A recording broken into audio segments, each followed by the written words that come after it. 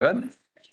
It is 5:45. I'll call this listening session of the Bloomington City Council to order. Thanks everybody for being here. Thank you all. We had Bloomington Symphony, I think. You're the folks who called in. We'll have you first up on the list. And were you hoping to speak this evening? Or just okay, very good. Then Didn't see a sign up sheet, so I. no, just generally if you call in ahead of time, just so we can make sure we get you on the schedule. But this will work just fine. But please do.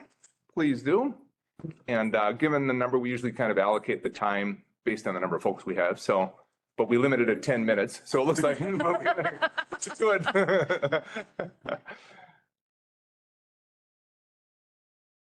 I can do that later. You can do that later. And just if you could make sure we've got the mics on, if you identify yourself for the record, and off we go. Okay. My name is Sarah Kleinsasser-Tan, and I am the Executive Director of the Bloomington Symphony Orchestra, and I'm here today on behalf of the 7 resident arts organizations in Bloomington. They include Angelica Cantante Youth Choirs, Artistry, Bloomington Chorale, Bloomington Symphony, Continental Ballet Company, Medalist Concert Band, and the Notable Singers. These groups have been in the city for 35 to 67 years, and we represent 760 artists, students, and members. We are all 501c3 nonprofit organizations that have distinct missions and ways we accomplish those. We have different audiences, different staffing models, and different budget sizes, and different ways we generate revenue. Even with these differences, we have been working together for many years. These groups rallied the support and raised funds that brought the vision of the Bloomington Symphony, or the Bloomington Center for the Arts, to fruition. Since the building opened 20 years ago and 20 years and 12 days ago, these 7 groups have been filling the space with art gallery shows, theater and dance performances, musical concerts, classes, and activities that make this the vibrant space it is today. As resident arts groups, every group holds rehearsals in the city. We prioritize performing in the city, but also take advantage of invitations and opportunities to bring Bloomington to other cities, and that includes performances at senior living facilities, parks, and Minnesota's most prestigious performing venues. We are here today to thank the city for its legacy of support for these established arts groups. The general operating support funding from the Cultural Arts Support Grant allows us to focus on making our art and helps leverage funding from other sources. We know that many of you were council members in 2020 when you voted to preserve this line item. We know that you have spent significant time, energy, and political capital to help weather the challenges of COVID and the chaos of this past year. We listened to the June 26th meeting and appreciated the thoughtfulness, the good questions, and the support for the arts that you showed in the discussion. We just want to mention to Councilmember Carter, who is not with us today, that the application process seemed like a lot for a $5,000 grant, and we agree, and we would like to talk more about that. And Councilmember Lohman, you asked about the history of cultural arts support funding and asked if this was the first time there was a surplus. And this is a recent occurrence. Before 2022, all of the funding had always been distributed to all of the arts groups. And so we'd like to talk more about what happens to the surplus. And Councilmember Nelson, you commented about the amount that the new non-Bloomington based arts group received, while noting the amount that the resident arts organization, the Notable Singers, received while they produced multiple events in Bloomington in the past year. We agree with this observation that calls for some more consideration and conversation, and we want to talk more about that. And one of the council members asked about seeing specific RFPs, and we just want to tell you all that we would be happy to share those with you. And we would like to talk more about the RFP process and criteria for reviewing the applications. So looking forward, we have 3 asks. First, we would love to have the opportunity to offer feedback and get clarification on several parts of the cultural arts support funding process. We believe that there are ways and reasons to simplify the process that maintains the integrity and the intention of the program while reducing barriers to participation. We encourage Number 2, we encourage the council to maintain the existing allocation that has historically been granted to the established resident arts groups to increase the diversity of the art forms that are being granted. And number 3, we would like the city council to allocate all of the funding dollars every year. First, to ensure that this line item doesn't get reduced going forward, and second, to help support the arts in the city.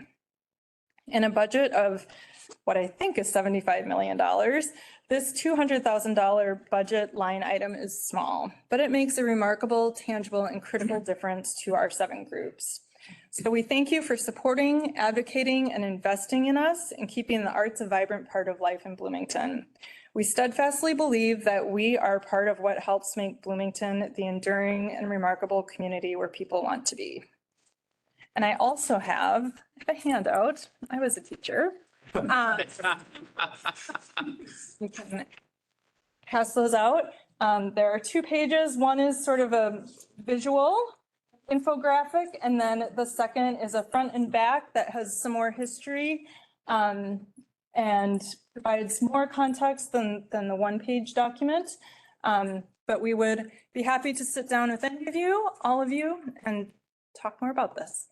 Well, thank you, Sarah. I appreciate it. I appreciate your comments and your questions. I think they're good and bring up some good issues for us to talk about.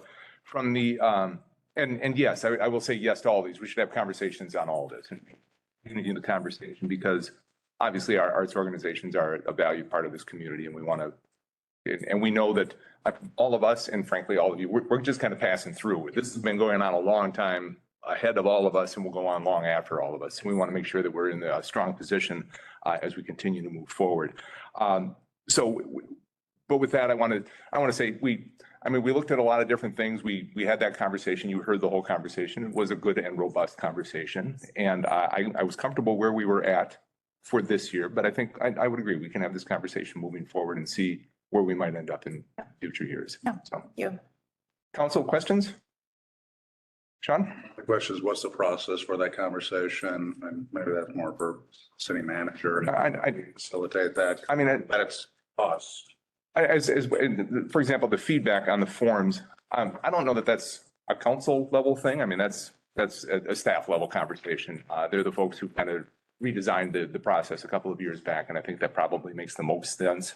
And we can find an opportunity for that. Mr. Mayor and council members, when we did that, it was in consultation with the council to make sure that the strategic goals at the time were being incorporated into the grant funding. So we wanted to make sure that any organization that we were partnering with was on the same page essentially with the city in terms of advancing the common interests. And I think the next step, now that we have a different strategic plan, we would evaluate the application processes.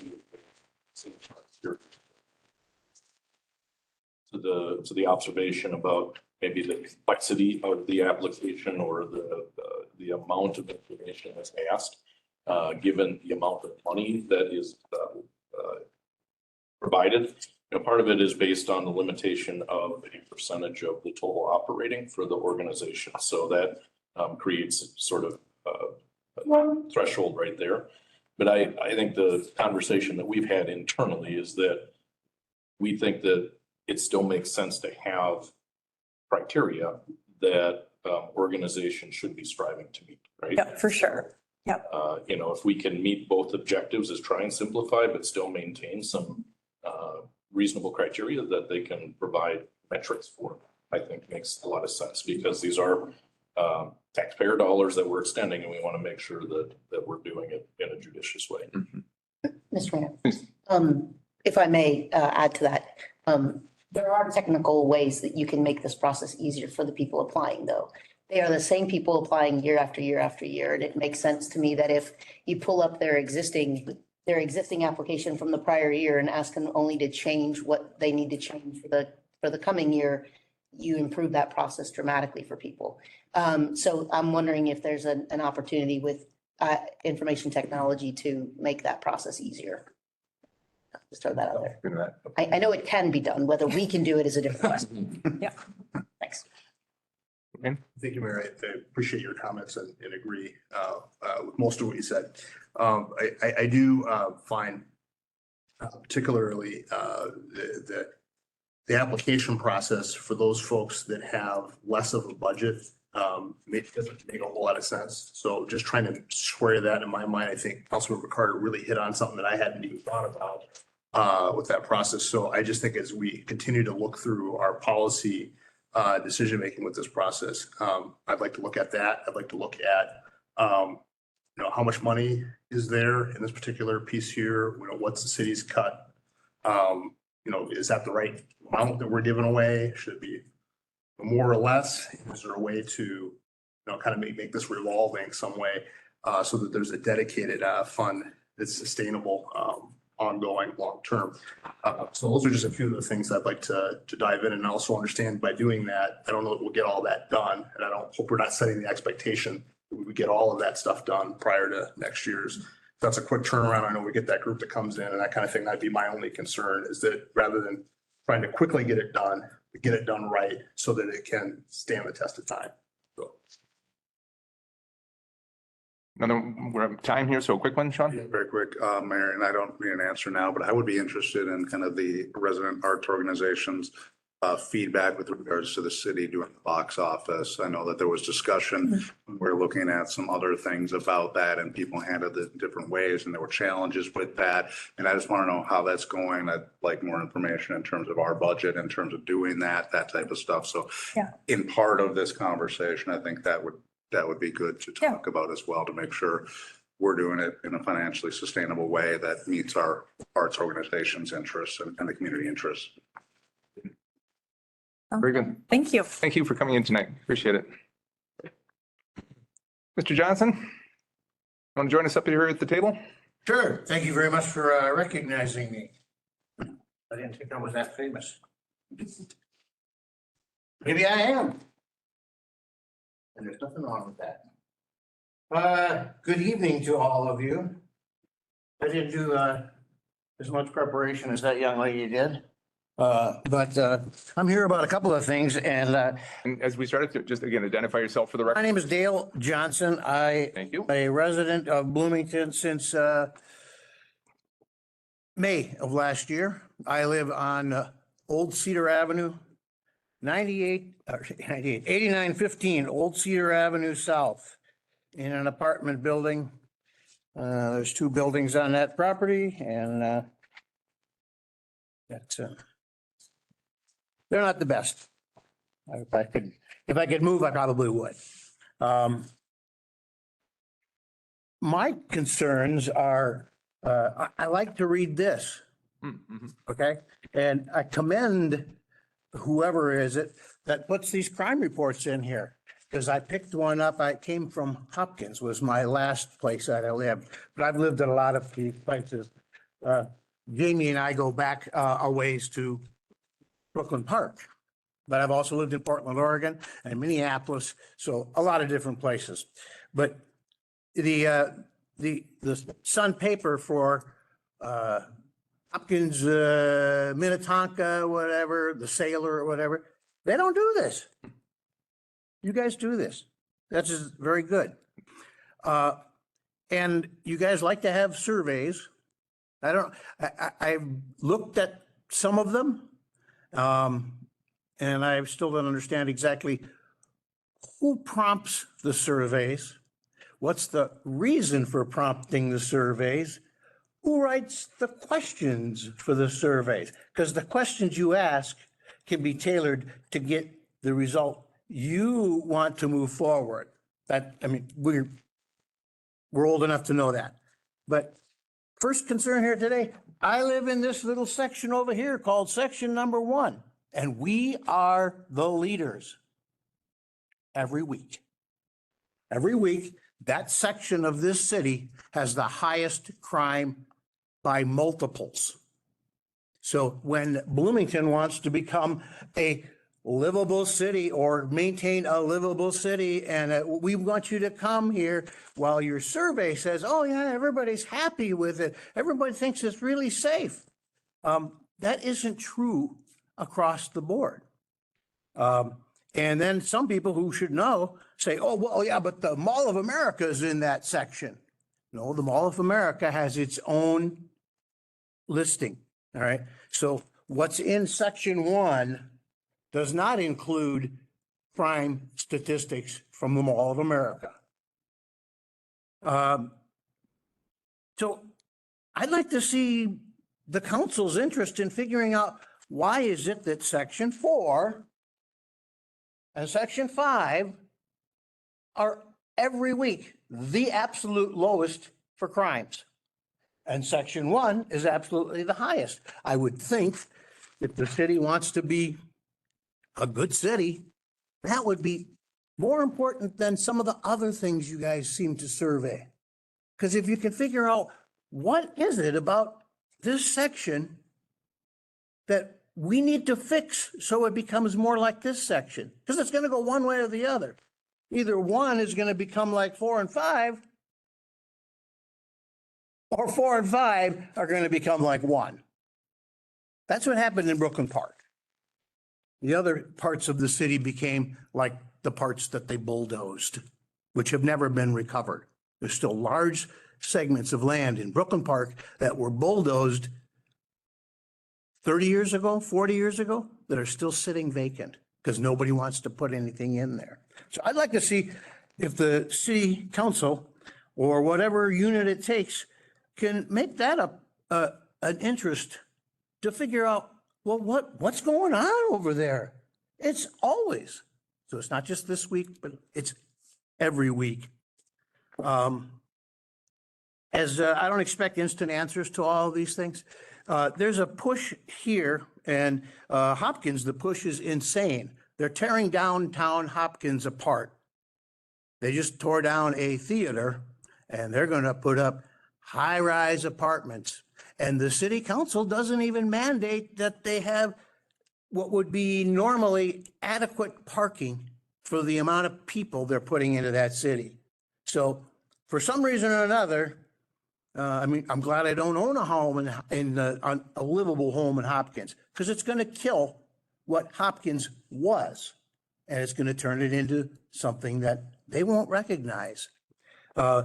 When you put in high-density housing, I don't see the value that brings to the people who are single-family owner occupants in this city. Okay, to the people who live, I don't know, other side over here, any of these other people. When you put up a new building and it's got 200 units, what is the benefit for the private homeowner? And I'm sure there's a lot of bright people here who can educate me on that. Do you want me to answer that question? Yeah, how does it help them? Do you think, so property taxes are based on property values, Mm-hmm. and our entire budget is based off property values. Uh-huh. The units, I don't even know how many units we have over in the South Loop now, 800? The new buildings we have over there, the Fenley, Carbon 21, all the new apartment complexes, all those apartment complexes that we have over there are very highly valued properties. And they take up a good chunk of the value in the city of Bloomington. And so it helps to have that multifamily development. It helps the single family homes because it increases the property valuation, the total valuation of the properties in the city of Bloomington. You honestly believe that I have putting up no doubt. apartments makes the single family home values go up? I understand it's Show me where money the taxing, huh? the average price, the median price of homes in Bloomington has never been higher. Well, that's a matter of the economy. Well, That's the same everywhere. Do you know of a community where the prices have gone down? but No. despite the economy, we're adding multifamily units as well. Yes. By your theory, it should be dragging us the other direction. That's not the case at all. No, my theory is I was wondering how you perceive that to be of value to the single family homeowner. And the only thing I got from you was, well, these new apartments pay a lot of taxes. It increases the valuation, the value of the. And the values of homes have been going up since 2008. They have, and When the value of. I lost mine in Brooklyn Park in the, Sorry about that. wait, oh, that's all right. The value of those apartments is helping the overall valuation of the city of Bloomington. Okay. Did you have a comment here? Just two quick things. One, I don't think it's fair to pit renters against homeowners. They're all people. And we have to have an opportunity for people to have different things. People do different housing things at different stages in their life. A lot of people will rent when they're younger. Maybe they're more flexible in where they're going to be. They don't know where they're going to go. Or maybe they're older and they need a place to live that they can afford. So saying that we should only care about one group of residents and not another group of residents, I think is completely unfair. Second, I would encourage you to go and look at the amount of diversity in housing throughout the city, including in areas 4 and 5. If you take a look at large complexes like Hampshire Hills, there's a lot of small townhomes and things like that. There are things of that throughout this entire community. I will agree that it's not to the density of South Loop, but that has a much different environment and is being developed differently in an area that there isn't a significant amount of single family housing. So those will be my retorts to you, that I think that there isn't a negative impact on residential single family housing. I think it provides opportunities for people to have a decent, safe place that they can afford to live. And I think we need to have more of those opportunities. And to the point of the market is driving that. Yeah, absolutely. The market's driving the increases in home values because there isn't enough housing. It is talked about in any major newspaper, in any serious place that you go to. There is not enough housing in this region, in this country, in this state for the people that are doing household formations. And we need to find ways, not just Bloomington. Bloomington's a leader on this. And we talked about this when we were doing things, but we need to find we need to find a way to do this more regionally. And because people need a place to live that they can afford. And when we look at property taxes, what's driving up people's property taxes is not the 2.75% or the 2.75% the year before that. We did do a larger increase last year of 8% or so, most of which went into public safety. And it is the increases in home values, particularly at the lower end, because there are not entry-level houses. The market cannot build those as single-family product right now. And so that is what is pushing up those things. That is what is pushing up people's taxes. And that's what I'm concerned about, is people are struggling with those taxes. Absolutely. And if we don't provide housing, enough housing for people, we're not going to solve that problem. I appreciate your input. I think you've misrepresented that I was pitting this person against that person, and you completely avoided the real question, which was, what is the value to the individual person who owns a home by putting up a bunch of rental? And nobody's answering that because you don't want to answer it. I'd love to answer. I just answered. Yeah, you answered. And we are at time here, so we got to. Yeah, because he took a lot of time to answer, and I had other things. I guess I'll come back next week. Question. This doesn't get to be a speech. This gets to be a discussion. So I didn't give a speech, but he did. Well, Mr. Johnson, I appreciate your question. I think your question is, I'm a homeowner. What's the value of this apartment building, this high density? Is that your question? I want to make sure I'm getting your question correct.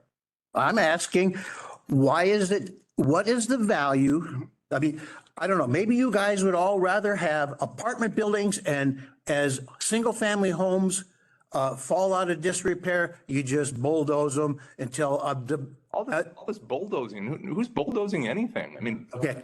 I Well, think we're all homeowners, by the way. I think all of the city council and the mayor, we're all homeowners ourselves. So Good. I'm not. I think we're. I'm a rental. I understand. I just So- think that we're answering this question from very personal And experience, I'm trying because to- we are those. I want to make sure I understand your question. Thank you for that. I'll try to be as quick as I possibly can be. I used to be a renter. And I also grew up here where my mom had a house. Moved from the house, Okay, several rental places. In fact, I was on council when I had a rental place. What happened to me was the rental properties, the price for each rent went sky high. yeah, So then I started researching, because I'm like, well, what's going on here? Which motivated me to go and get a house. And I said to myself, I asked that exact same question that you asked. I said, well, gosh, why am I as a renter paying so much? And why these homeowners, got a different setup, going on.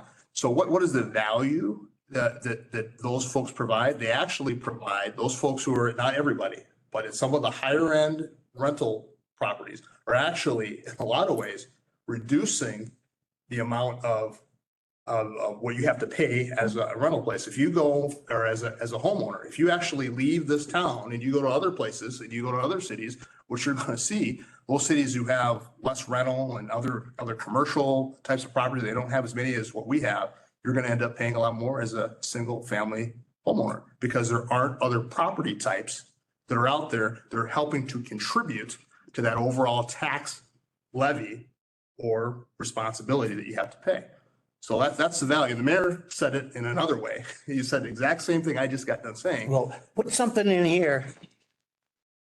The city council has determined that more rental properties in the city of Bloomington will enhance the life and livability for the individual homeowner. And I thank you for what you contribute to the city of Bloomington. You're doing that right now. Yeah, and if you, Last time here. yeah, well, next time I come in, I'm hoping I won't have to be speeched at, because if you had single-family home, if you had lots available, Johnson, thank you so very much for coming in this evening. And thank you so very much for coming in. Yeah, to chat a little bit. yeah, I'm your guy around the corner. yep, right next to where the parking problem is. Oh, yeah. Yeah. I'm near the top on that right now. Council, nobody else here? Look for a motion to adjourn and head downstairs. Got a motion and a second to adjourn. No further discussion. All in favor? All right. We are adjourned. Thanks.